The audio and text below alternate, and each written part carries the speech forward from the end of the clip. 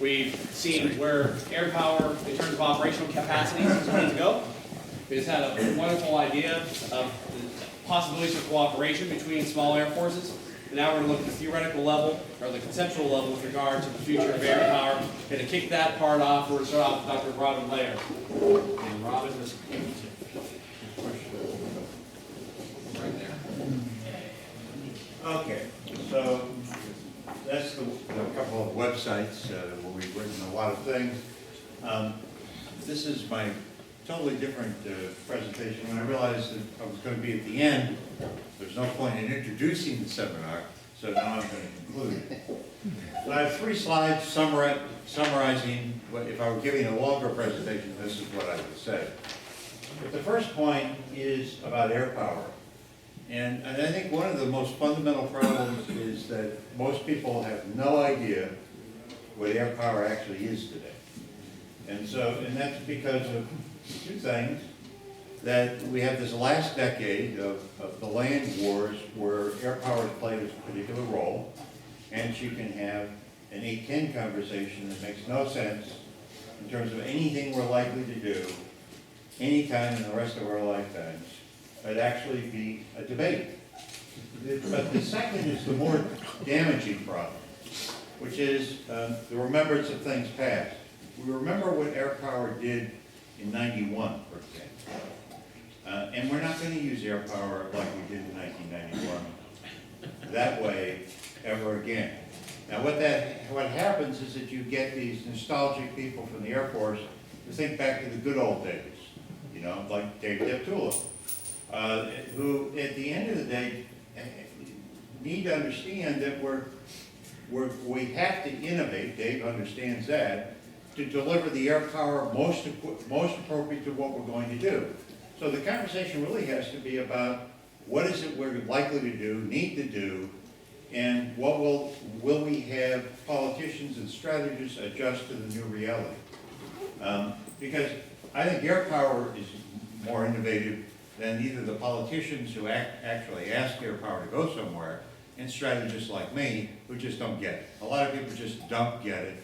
They think they're applying air power from 1990, 1980, 1970 to 21st century problems. So some ways we can look at the new context is, the first one is the second nuclear age. This is one we just don't want to think about. The President of the United States doesn't want to think about this. So he invents an agreement with Iran that's supposedly going to eliminate this problem, but it isn't. We can put this simply. The Russians basically have threatened the Baltic republics, one particularly, with a nuclear strike.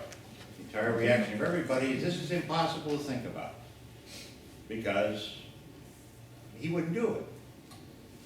And if he did do it, well, we'd do something. The question is, what?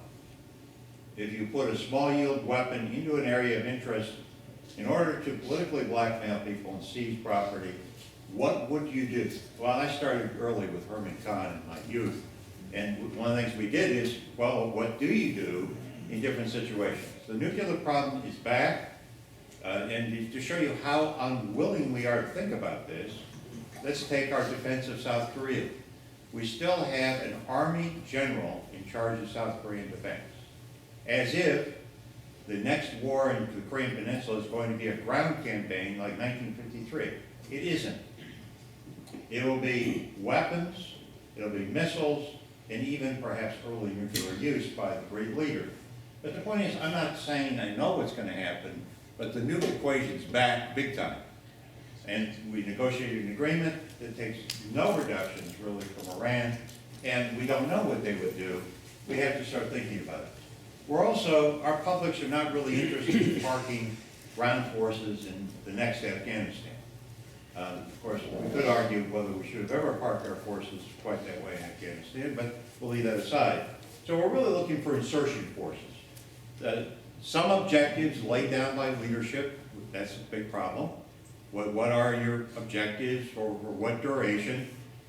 And what do you use your military power to do? And it's largely naval and air power, although it can be insertion of ground forces.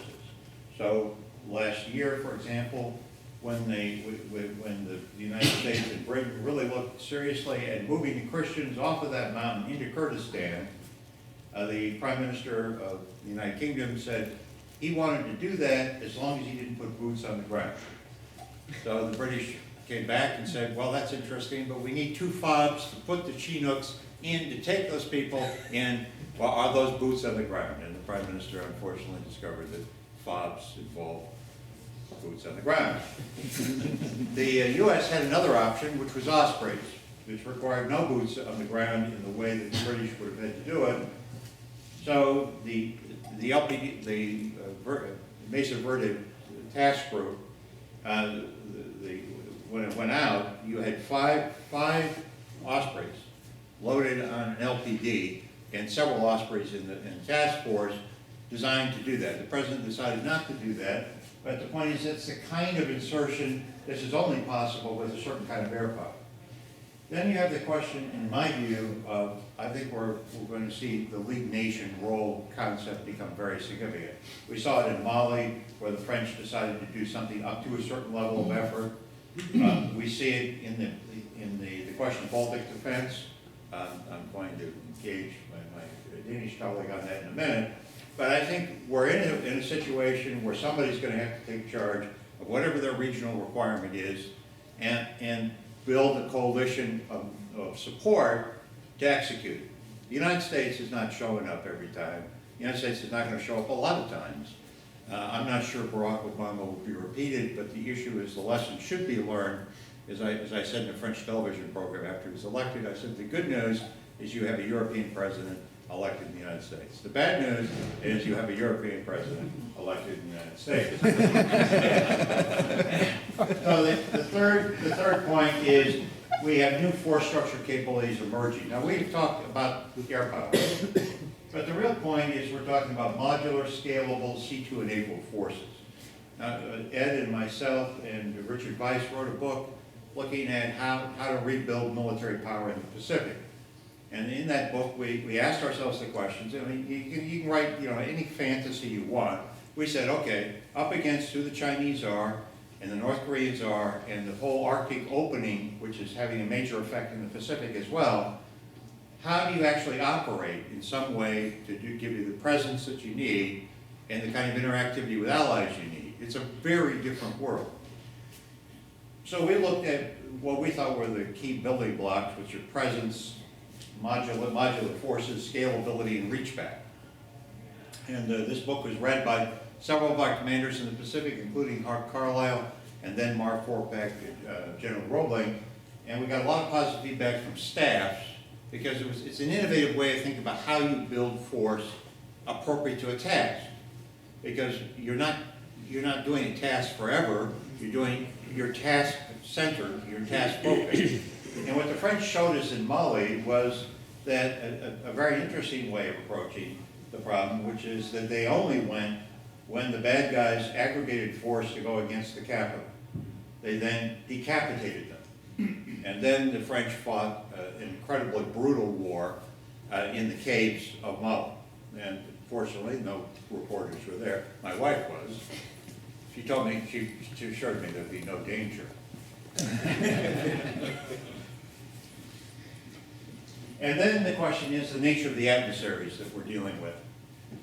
So we're dealing with what we could call probing military powers, Russia, China, pushing the envelope as far as they can go, see what we do, see what we don't do, see who's offended, who's not offended.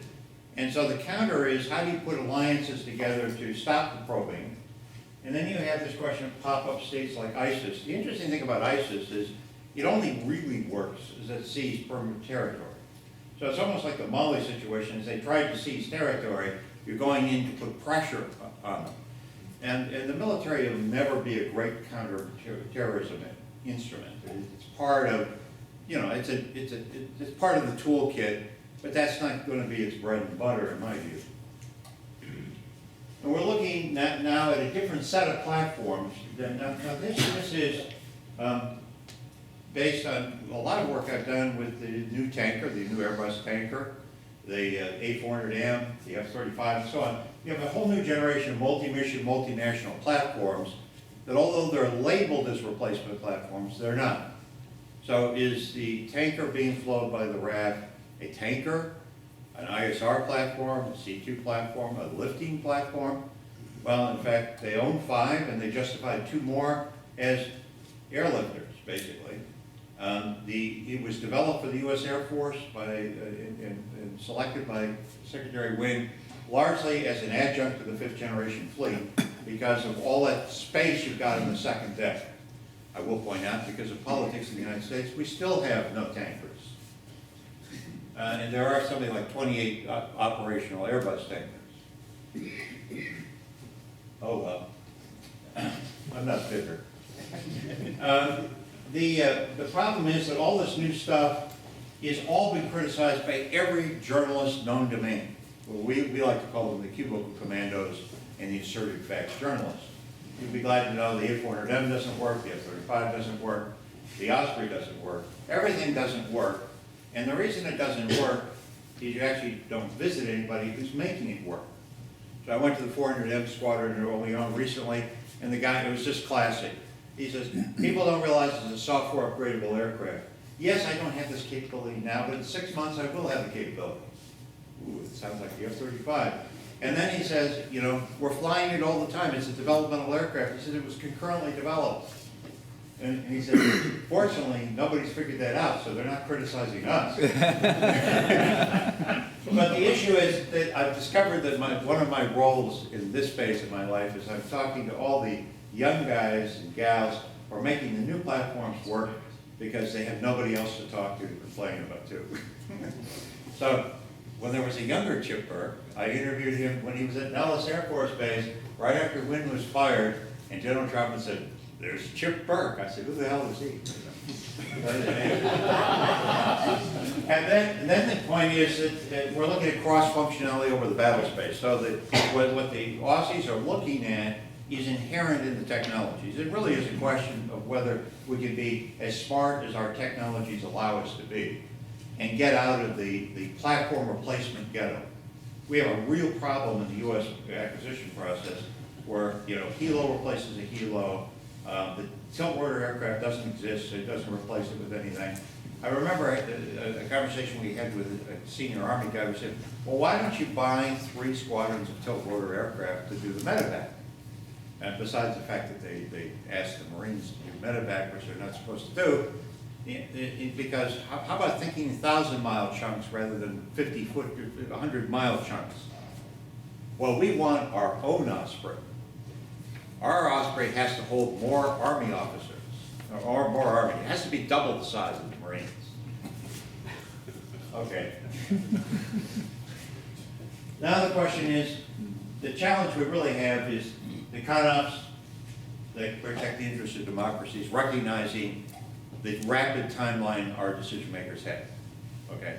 So that's why air power is in demand, that's why naval forces are in demand, because they can actually show up somewhere a little faster than you might want. So if we're going to do Baltic defense for the United States, if we let the U.S. Army do it, the Russians should never invade the Baltics for a couple of months and give us plenty of time to put in place everything we need to do. But the reality is if the President of the United States wants to reinforce it, it'll be air power that will show up, and the Marines. The second bullet is simply that I see a real strategic decision-making shortfall. We're trying to build intervention forces that can be effective and timely. But we lack the political discussion, the strategic discussion, of how to use those forces. So the end result is what happens is we deploy military, put them in situations where they have to make political decisions locally, which we may like or not like, but if it works, we take credit for it. If it doesn't work, we accuse the military of exceeding their remit. But it's inherent in this technology, this doesn't make any sense. So inherent in the technology is we're putting in the pilot, we're putting in the cockpit more autonomy for the pilot. Yeah, we have rules of engagement that make no sense in terms of the technology that we currently have. So there are real disconnects between this legacy that we're taking from the last decade forward into the new technology. So and then of course we have resource shortfalls. We get that. Okay. some of the resource shortfalls are so bad that we're just gonna have to admit we can't do certain efforts. But I've learned from working for the US Coast Guard that you never admit that you can't do it. So the administration has decided to cut them down from 15 frigates to 6, but they have the same missions. I think they had pixie dust or something for those 6 frigates. But in any case, I have no idea. So I said to the commandant, I said, why don't you just go to the Congress and say, which 50% of my missions don't you want us to do? You pick them, because we're not doing it. But, so part of the challenge is we're gonna have to start educating people. You can cut and cut and cut all you want, but what problems do you not want to deal with? Do you want us never to go to the Mediterranean? Do you want us to not defend the country? We're getting to that point where it's very serious. And to quote the Dutch Chief of Staff, we live in Europe surrounded by a ring of fire. And the issue is, I'm going to go through 2 quick slides here. I did an Air Force simulation on the subject of the future of the Mediterranean. Now, you never invite me into a simulation. I am a really devilly kind of guy. So I kept throwing sand into all of this because the bottom line is this region is so dynamic and fluid at this point. Is a terrorism event in Paris a domestic event or a foreign policy event? Is it connected to something in Syria, Turkey, whatever? As you well know, living in this region, and I live in Paris part of my life, it's very volatile. We don't know where to put the force, where not to put the force. We don't know, is it a domestic issue? We know that there's a coming conflict in Libya for sure that we're going to have to address. The French military has been asked to think about this. What are they going to do with their version of ISIS popping up in Libya? But the last Libyan intervention only did something but not enough. How do we think about this kind of region? And again, air power is something that I can move throughout the region. I also have another opportunity. The British will have a carrier. The public isn't prepared for this, the politicians are not prepared for this, but somehow you're going to have a carrier. So now you put the British carrier, in the Mediterranean, right? And it's out there with its 35 Bs on board. Let's say it's been tasked to operate with the RAF in Cyprus, okay? So you want to integrate the Typhoons and the 35 Bs for your area of interest. Well, then there's an Art Mu out there. So there's a large deck amphibious ship. And then there's for example, the Italian small carrier with its F-35s. I can now, the British operating here, the active Italians will have a data stream going the entire length of the Mediterranean through the F-35 fleet. Okay, now what you do with that, I have no idea how you use it, but our military is not so stupid that they won't figure out some way to detect missile launchers or whatever. But how do you now manage the ISR strike grid? Do you, for example, have your Typhoons operating off of Cyprus, do strikes against targets identified by the F-35 or whatever? But this is the environment that we're going to be in. We go to a little place closer to home, and we ask ourselves, what options do we have here? The Russians are serious about the Baltics, and Putin, whom I don't know that well, but I've dealt with him twice, is living he has an agenda, okay, and he is trying to restore his view of what his sphere of influence is. And the Baltic states, at least one of them, have enough Russians in them to justify the current, doctrine of protecting the local nations. Okay, so where we are right now, we have to, how do we defend the Baltic states? Okay, well, in a traditional sense, you've integrated some of your ground forces into the Baltics. We have to have something in the Baltics, but how do we mount an air defense, a sea defense? How are we going to do that? Well, in the future, Finland could easily be a buyer of an F-35, okay? Norway is bought F-35s. Now, these two fleets can actually operate over the Baltic And the Russians actually have a formidable force to deal with without anybody showing up. Now it's fairly easy for the RAF to come off. We can put the Queen Elizabeth over there, we can put an RBU over there. Now we have an integrated force able to actually control and seize territory as well as be a formidable defense force. And it actually hasn't hit anybody. You know, and so if we like deterrence, underlying deterrence has to be real credibility. So one of the things we're trying to do, I think, is get to the point where we have real credibility underlying a force. I'll just conclude now by simply saying that, summarizing a couple of things, and that's the basic point. The National Command Authorities and the civilians who constantly rotate in Washington and elsewhere need to get their acts together on what is coalition operations really, and what are the limits and advantages of them. I think the military is far better at this than any of our political masters or PhDs like me. I mean, there's one of my friends who is probably the leading expert of Brazil in the world said, and he's British, and British American, he said, you know, one of the great ironies when I lived in the United States is the military had more knowledge of the world than the State Department that thought they were better than the military understanding the world. And that's one of these disconnects is the need to fit together. The technology is evolving to give us a more flexible, lethal, capable insertion force. Can the strategic thinking catch up with that? So it's a key backbone is the enabling force, but it's clearly not the only tool in the kit. We understand that. One of the most boring concepts invented in modern times is we need a whole government approach. I love this one. A whole government approach to a region. What that means is I don't want the military doing everything, and then you ask people who come up with this, or usually work for the State Department or AID, what they mean, and what are you doing? How much aid are you giving? How far can you change your country's culture, people in the country? And there's been a real problem of that whole government approach, which we all accept is, for many regions when we intervene, military power can only do so much.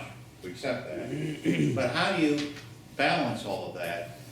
And do we have tools that actually are not open-ended checkbooks, which our taxpayers have very little interest in paying for Afghan education for the rest of our lives, and the Afghan warlords? So at the end of the day, how do we get some realistic mix? So in short, we have a series of threats that aren't going away, and we're adding some new ones, which is we need to figure out how to deal with the new nuclear powers, including actually dealing with them, not just talking to them. We need to have flexible insertion forces. We need to be better at coalition work, and I want to make one last comment. One of the oddities about the F-35 program, and it really is an oddity, is historically the U.S. Air Force would lead a program like this and be so dominant that by the time anybody else was in the program, they'd have the CONOPS, they'd have the doctrine, they'd have the training. And for political reasons largely, the firing of Mike Wynn and 7 other air power leaders, the appointment of a very weak chief of staff, and continuing problems the Air Force has in actually putting an aggressive, proactive program together. You've ended up with the Marines leading the way on this program, which is an oddity. And the Navy is folding in slowly, and half the planes shown in the next 5 years are all foreign. So you have the smaller air forces like John's leading the way. You have this oddity of the British building a carrier and a strike force of new F-35Bs and being the silent partner because nobody talks about it. And so you have several air forces transforming. The Dutch Air Force, the Italians, General Preziosa trying to explain to people what Italy is capable of doing. So you have essentially a very unusual potential for innovation from the smaller forces who are already coalition, have thought through the coalition centrality, which is so crucial to all the 21st century operations we're going to do. Endless American military officials will tell you that coalition's the thing, and then they have no idea how to do a coalition. And oddly, the Marines again are reworking their C2 on how to do coalition operations. They have, in the exercise they did in the fall, Bold Alligator 2014, put on the Kearsarge computers to work with allies using Centrix, in addition to our own system. And that ship remains configured for coalition operations. And that's the first operational U.S. large ship that's configured for both U.S. and allied operations. And it's the Marines who insisted on that, and it was 2nd MEB, basically a ground command, that insisted on that. And so in a sense, you know, there are going to be some odd partners in this transformation we're talking about, but it's also under duress. There's real pressure. This is not a 10-year think tank operation. This is where people will be in combat, people will die, and there's going to be conflict that we can't even predict in the next decade that we're going to be dealing with. So this is not a game, and it's getting the best value out of everything we own. The Brits are doing a transformation. They're part of the Typhoon Coalition doing a transformation of Typhoon. They need to get full value out of Typhoon, working with F-35, working with everything else. So that's the challenge facing us, is how to get full value of whatever we are modernizing, keeping, or whatever. The one thing that I know for sure is, we published recently something from Mike Wynn, who really made the point in coalition operations, you really don't want to modernize things without looking at where the F-35, what it does to everything else. So you don't want to do modernization that's a dead-end modernization. You want to do stuff, modernization that kind of fits into where the overall 5th-gen enabled forces are going. And that's much broader than just the F-35, obviously. That's the point we've been making. Thank you very much.